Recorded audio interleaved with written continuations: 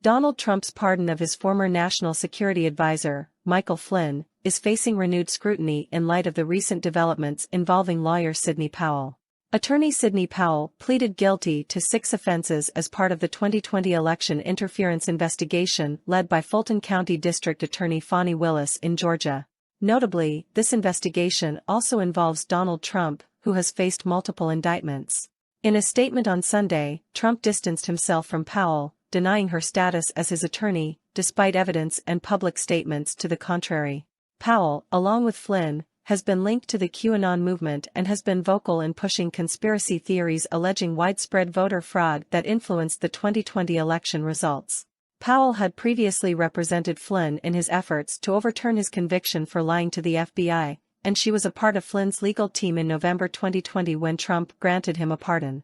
Trump's statement on Truth Social reads, "Despite the fake news reports to the contrary, and without even reaching out to ask the Trump campaign, Ms. Powell was not my attorney, and never was.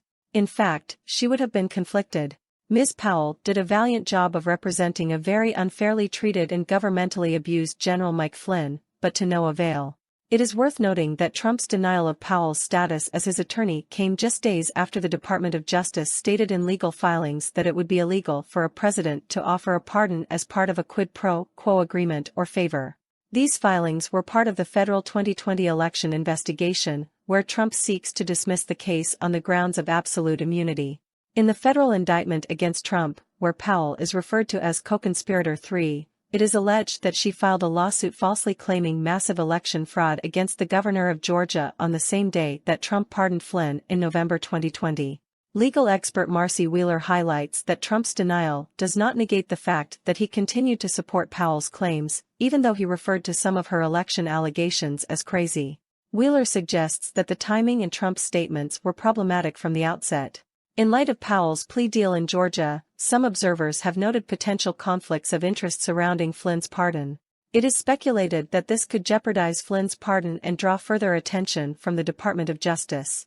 Powell's plea deal includes 6 years of probation and a requirement to testify against other defendants in the Georgia trial, which might include Trump.